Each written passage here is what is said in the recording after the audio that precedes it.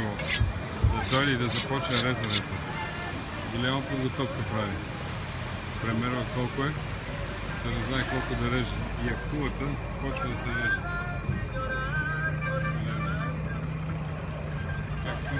Първо си го премерва съвсем точно, да знае кой може да влезе в щайгата и вече е готов. Като гледам на 1, 2, 3, 4 по 4 ще стане тази.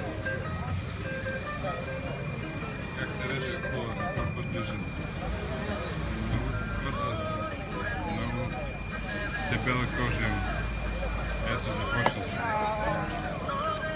Рязана акула, част едно.